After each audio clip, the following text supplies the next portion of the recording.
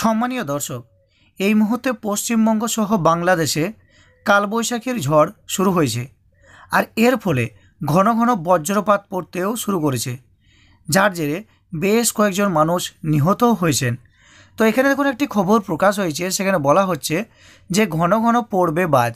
তো বন্ধুরা, এই খবরটাই কিন্তু সত্য হয়ে গেছে, কারণ অলরেডি ঘন ঘন বজ্রপাত হতে শুরু করেছে এবং এই বজ্রপাতের জেরে বেশ কয়েকজন মানুষ নিহতও হয়েছেন এবং এখানে প্রায় 6টি জেলাকে সতর্ক করা হয়েছে। এই 6টি জেলায় কালবৈশাখী ঝড়ও এবার শুরু হবে। তো বন্ধুরা, এই মুহূর্তে কোথায় বজ্রপাত হচ্ছে এবং যার ফলে কয়জন মানুষ নিহত হয়েছেন সেই সম্পর্কে বিস্তারিত তথ্য জানতে হলে ভিডিওটি শেষ পর্যন্ত দেখবেন। তো এখানে দেখুন আরেকটি খবর প্রকাশ হয়েছে, সেখানে বলা হচ্ছে যে বজ্র বৃষ্টি আর বজ্রপাতে মৃত্যু হয়েছে প্রায় 2 জন, জখম হয়েছে প্রায় 5 জন।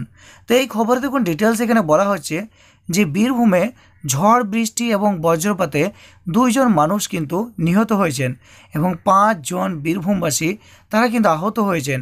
ঘটনাটি একটা ঘটনা ঘটেছে বীরভূম জেলার নানুর থানার চারকোল গ্রাম পঞ্চায়েতের চারকোল গ্রামে মাঠে কাজ করতে গিয়ে বজ্রপাতে নিহত হন এক মহিলা। সেই মহিলার নাম জ্যোৎস্না থান্ডার এবং বাড়ি তার চারকোল গ্রামে। জানা গেছে দুপুরে মাঠে কাজ করার সময় আচমকায় বাজ পড়ে এবং ঘটনাস্থলেই ওই মহিলা নিহত হন। এবং আরেকটি ঘটনায় যেটা জানা যাচ্ছে যে প্রায় 5 জন মানুষ বজ্রপাতে জখম হয়েছেন, আর তার মধ্যে একজন তিনি কিন্তু নিহতও হয়েছেন। নানুর থানার, এটাও সেই নানুর থানার গ্রামটা দেখুন নাম বলা হয়েছে বড় সাঁওতা গ্রাম পঞ্চায়েতের ডোংরা গ্রামে। বিকালে মাঠে গরু চড়ানোর সময় বাজ পড়ে ঘটনাস্থলেই নিহত হন ওই ব্যক্তি। এই ব্যক্তির নাম সুরথেশ্বর গড়াই। তো বন্ধুরা, আপনারা বুঝতেই পারছেন এই মুহূর্তে কিন্তু ঘন ঘন বজ্রপাত হতে শুরু করেছে, আর এই ঘটনার জেরে বীরভূমে 2 জনই নিহত হয়েছেন এই বজ্রপাতের ফলে। তবে একটা জিনিস আমরা লক্ষ্য করবেন যে বজ্রপাতের ফলে এখানে বলা হয়েছে দুপুরে মাঠে কাজ করার সময় এই মহিলা নিহত হয়েছেন।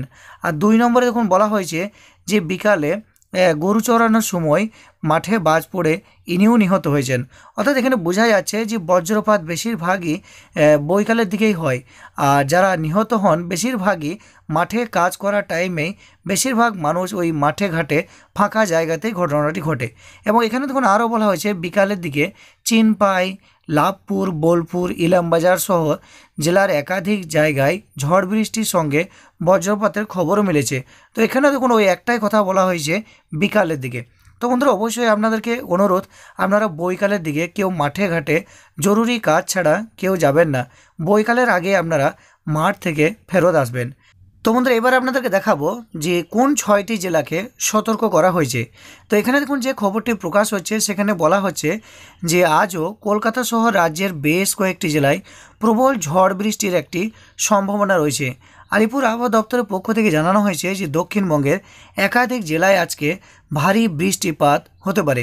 এখানে দেখুন আবহাওয়া দপ্তরের পক্ষ থেকে জানানো হয়েছে যে দক্ষিণবঙ্গের বেশিরভাগ জেলায় ঝোড়ো হাওয়া বইতে পারে। পূর্ব ও পশ্চিম বর্ধমান, বাঁকুড়া, পূর্ব ও পশ্চিম মেদিনীপুর, উত্তর ও দক্ষিণ 24 পরগনা। বন্ধুরা, এই যে কয়েকটি জেলার কথা বলা হলো, এই জেলাগুলিতেই কমলা সতর্কতা জারি করা হয়েছে। দক্ষিণবঙ্গের এই জেলাগুলিতে ঘন্টায় 50 থেকে 60 কিলোমিটার বেগে ঝড়ো হাওয়া বয়ে যাওয়ার একটি সম্ভাবনা রয়েছে। সেই সঙ্গে বজ্র বিদ্যুৎ সহ ঝড় বৃষ্টিও হতে পারে।